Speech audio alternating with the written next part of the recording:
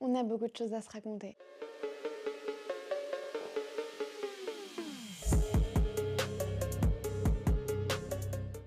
Je sais même pas trop par où commencer, j'espère juste que vous allez bien et je vous souhaite une très belle année 2025. Je sais que c'est un peu tard pour souhaiter les vœux. Janvier étant quasiment terminé, ça passe à une vitesse incroyable. Pour être totalement honnête avec vous, j'avais prévu une toute autre vidéo pour revenir sur YouTube. J'avais pris ma caméra sur une semaine comme je faisais pendant ma prépa et je vous emmenais avec moi une semaine en off. Je vous expliquais un petit peu mon changement de coach, ma diète actuelle, comment ça se passait pour moi. Et c'est une vidéo que je vais vous poster, mais c'est juste que je trouvais pas ça très honnête de ma part de revenir sur YouTube avec une vidéo classique, avec un contenu un peu léger. Parce que la raison pour laquelle je me suis absentée et la raison pour laquelle j'ai déserté des réseaux, que ce soit Instagram, YouTube, c'est parce que j'allais pas très bien et je l'ai pas trop montré. J'en ai pas forcément parlé autour de moi, sauf à mes proches. Et je pense qu'en fait, il faut en parler. C'est quelque chose qui m'a touchée, mais c'est quelque chose qui touche, à mon avis, plein d'autres personnes. Je pense que notre génération, et les chiffres le montrent, qui entreprend énormément. Plus en plus de personnes se lancent à leur compte, sont leurs propres boss, deviennent digital nomades, font le tour du monde, travaillent en même temps, voilà. Il y a vraiment cette idée de si je suis mon propre boss et que mon outil de travail c'est genre juste mon ordinateur, je peux travailler d'où je veux, quand je veux, et ça je peux comprendre que ça fasse rêver énormément de gens, mais la réalité elle n'est pas toujours parfaite. Il y a toujours du positif et du négatif dans toute situation et c'est ce qui les rend réels en fait. Rien n'est jamais parfait. L'année 2024, c'est une année où j'ai charbonné de ouf. Et le problème, c'est que j'en avais même parlé un petit peu dans mes vlogs, mais vraiment, je travaillais du lundi au dimanche, du lever au coucher sans m'arrêter. Je pensais travail, je mangeais travail, je faisais travail. À côté de ça, vous ajoutez la pratique du bodybuilding parce que le bodybuilding, pour moi, ce n'est pas un sport, c'est un mode de vie. Parce que tout est impacté quand on fait du bodybuilding. Et donc, vous ajoutez à ça un process extrême comme le bodybuilding et en fait, vous pouvez vite vous enfermer sur vous-même et vous installer dans une routine parce que le bodybuilding se prête énormément à une routine. Et quand, en plus de ça, on est entrepreneur, on s'installe encore plus dans une routine parce que la routine, c'est pas quelque chose de négatif, mais il faut savoir de temps en temps en sortir parce que on est des humains et le mental, des fois, il a juste besoin de genre souffler. Et c'est quelque chose que j'ai pas du tout assez fait en 2024. J'avais des objectifs professionnels en termes de développement sur les réseaux sociaux. Je vais pas vous mentir, moi, vous le savez, je suis coach sportif en ligne. Ça veut dire que les élèves que j'ai en suivi m'ont connu à travers les réseaux sociaux. Donc moi, c'est un peu genre mon site internet, si vous voulez. Donc j'ai besoin que mes réseaux sociaux fonctionnent, j'ai besoin d'avoir de la visibilité pour avoir des élèves et pour pouvoir vivre. Je ne vis pas d'amour et d'eau fraîche, malheureusement. Comme tout le monde, j'ai des courses à faire, j'ai des factures. Le bodybuilding, en plus, c'est un sport qui coûtait extrêmement cher. Je dois travailler. Et en fait, on a vraiment ce truc quand on est auto-entrepreneur. Si tu ne travailles pas, tu n'as pas de rentrée d'argent. Donc il y a vraiment une espèce de pression aussi qui s'installe où on se dit mais en fait je n'ai pas d'autre choix que de travailler parce que si je ne travaille pas, qui va le faire à ma place? Pause. J'aimerais juste clarifier mes propos pour pas que ce que je dis soit mal interprété. Évidemment, on s'entend, tout le monde travaille et tout le monde doit travailler pour gagner de l'argent et subvenir à ses besoins et vivre tout simplement. C'est pas du tout ce sur quoi je me plains, hein. On est d'accord. D'ailleurs, je ne me plains pas. J'essaie juste de vous expliquer un petit peu la situation qui peut se présenter à nous quand on est notre propre boss. C'est que c'est très dur de se détacher du travail, même juste un week-end, quand on sait que sans nous, il n'y a pas de rentrée d'argent, sans nous, la boîte ou notre activité pro, elle ne tourne pas. Et donc, c'est très compliqué parce qu'on a beaucoup de pression sur les épaules et on n'a pas la sécurité d'un emploi traditionnel. En plus de ça, cette pression que vous rajoutez au fait d'être présent sur les réseaux sociaux, c'est qu'il y a ce truc de si tu postes pas, tu vas baisser dans l'algorithme, le réseau social va moins vouloir te mettre en avant, du coup tu auras moins de visibilité et en fait c'est un cercle vicieux. Du coup t'es pris à un moment donné, moi c'est ce qui m'est arrivé, dans cet engrenage où en fait tu postes tous les jours. Donc en fait je passais ma vie à filmer du contenu, faire du montage, aller m'entraîner, gérer mes suivis, développer mon coaching et je ne faisais que ça tous les jours, tous les jours, tous les jours. Alors oui ça a marché parce que j'ai atteint mon objectif de base, mais du coup on est vite pris dans un engrenage et on est vite obsédée par genre les résultats. Je m'éparpille beaucoup, pas trop prévu ce que je voulais dire, parce que j'ai envie que ce soit le plus authentique possible. Honnêtement, je pense que j'ai fait un genre de burn-out sans m'en rendre compte, parce que je pense qu'en fait on s'en rend pas compte quand on fait un burn-out, et c'est pour ça que je veux en parler. Je pense que j'en ai vraiment pris conscience pendant mon voyage fin d'année que j'ai fait en Colombie, pour ceux qui n'ont pas suivi. Et en fait, il faut savoir que je suis partie 5 semaines en Colombie, donc avec mon ordinateur et tout, hein, parce que c'était pas des vacances, je travaillais quand même et j'assurais mes suivis avec mes élèves. Mais ce que je veux vous dire, c'est que quand je suis arrivée là-bas, j'ai mis au moins une semaine avant de me remettre de tout le stress et l'angoisse que j'avais. J'arrêtais pas de dire pendant la première semaine, je ne comprends pas, je ressens une espèce de boule au ventre, j'ai du mal à respirer, etc. Comme quand, vous savez, on suffoque et on se sent mais terriblement angoissé, et je comprenais pas pourquoi je ressentais ça alors que t'es à l'autre bout du monde, il fait beau. Et du coup, je comprenais pas, et en fait, je me suis rendu compte que c'est pas en une semaine que tu vas annuler tout le stress que ton corps il ressent, que tu lui as généré sur une année en fait. Du coup, bon, le temps est passé, j'ai réussi à me détendre et à vraiment profiter, et c'est à ce moment-là, je me suis détendue et je me suis sentie détendue, et ça faisait très longtemps que je m'étais pas sentie genre apaisée, et c'est à ce moment-là où je me suis dit mais en fait j'ai frôlé le burn-out, c'est pas possible. Je me suis dit qu'on allait regarder ensemble quels sont les symptômes du burn-out. Petit disclaimer, je fais pas du tout ça pour que tous ensemble on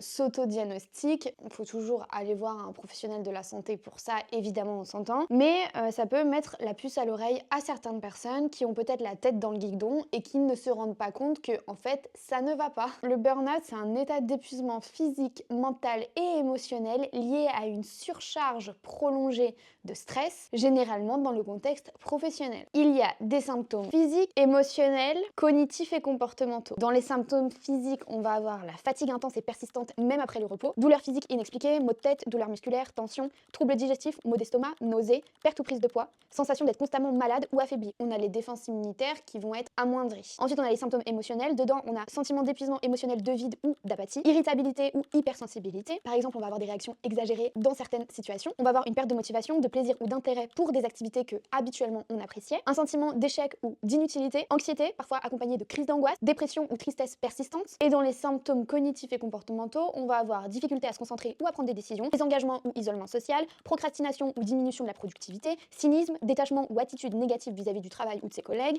comportement compulsif dans par exemple l'alimentation, la consommation d'alcool ou de médicaments. Honnêtement, c'est la première fois que je lis les symptômes, j'en prends connaissance en même temps que je suis en train de les lire. Ça m'alarme encore plus sur la situation dans laquelle je me trouvais. J'avais énormément de mal à sortir du lit, à me lever le matin.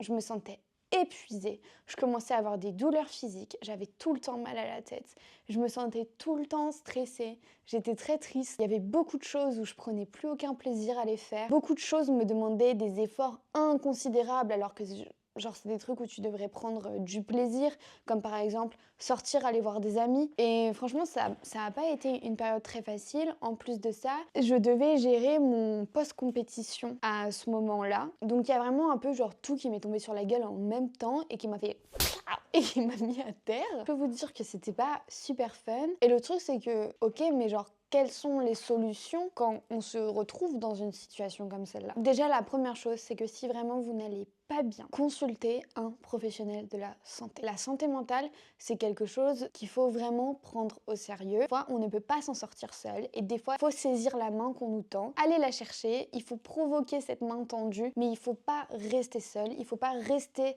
dans une situation comme ça, et il faut pas subir. Si vous vous reconnaissez dans un des symptômes que j'ai listés, prenez ça au sérieux. Parce que si vous prenez pas au sérieux et que vous ne changez rien dans votre routine et que vous continuez comme ça peut évoluer vers des comportements plus graves, vers des symptômes beaucoup plus graves et vers quelque chose qui sera beaucoup plus difficile à soigner. C'est aussi pour ça que j'en parle aujourd'hui et que je me montre un peu vulnérable à ce sujet, et je peux vous dire que c'est pas facile. J'ai longtemps hésité à faire cette vidéo parce que j'aime pas montrer mes faiblesses. Je suis humaine comme tout le monde, et donc il y a des choses de la vie qui vont m'impacter et d'autres qui vous impacteront aussi. Il faut qu'on en parle, il faut qu'on mette des mots dessus, et il faut pas avoir honte de le faire, et il faut pas avoir honte non plus de demander de l'aide, parce que demander de l'aide, c'est une forme de courage. N'ayez jamais honte de ça. La réalité, c'est que je pense pas être sortie complètement de cet état, parce qu'il y a encore des choses aujourd'hui que j'ai du mal à faire. En fait, moi, ce que j'ai décidé de mettre en place, vu que je peux me le permettre, on va dire, c'est d'avoir des horaires plus flexibles.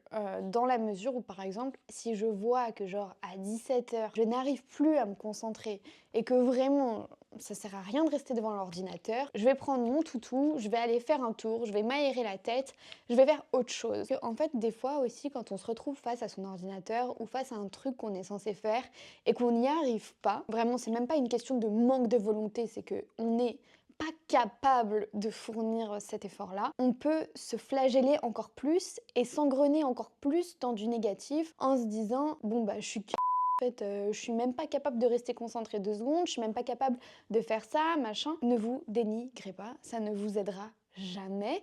Donc on fait une pause, on va faire autre chose et on revient plus tard ou le lendemain si c'est possible. J'ai aussi traversé cette phase où en fait je me suis beaucoup mise en question, remise en question. J'ai un peu du mal avec certains côtés des réseaux sociaux. J'ai vraiment l'impression que c'est de plus en plus du je veux faire des vues pour faire des vues. Il y a beaucoup de contenu fake sur les réseaux sociaux. Je trouve qu'il y a de plus en plus de haine. Qu'on n'aime pas un contenu, qu'on n'aime pas ce que dégage quelqu'un, c'est normal. Je suis loin d'aimer tout le monde. Moi aussi, il y a des choses qui sont pas ok pour moi, etc. Il y a ce truc aussi qui m'agace, c'est de toujours venir parler du physique des femmes. Bon, je refais une petite intervention rapide pour expliquer un petit peu mieux où je voulais en venir en disant ça parce que je me suis rendu compte au montage que ce n'était pas très clair. En gros, je ne parle pas de ma communauté, j'estime avoir beaucoup de chance parce que j'ai des personnes extrêmement bienveillantes qui me suivent et pour ça, merci énormément parce que vous faites toujours preuve de beaucoup de bienveillance à mon égard et ça me touche énormément. Pour celles et ceux qui n'ont pas suivi, de septembre à décembre, j'étais en collaboration avec Fitness Park et je créais du contenu pour leur compte TikTok. Et donc là, il s'agissait de la communauté de Fitness Park et non la mienne, donc des personnes qui ne m'ont sûrement jamais vue et qui sont tombées sur mes vidéos sur le compte de Fitness Park. Et je peux vous dire que c'était pas forcément toujours très beau à lire et c'est là où je me suis pris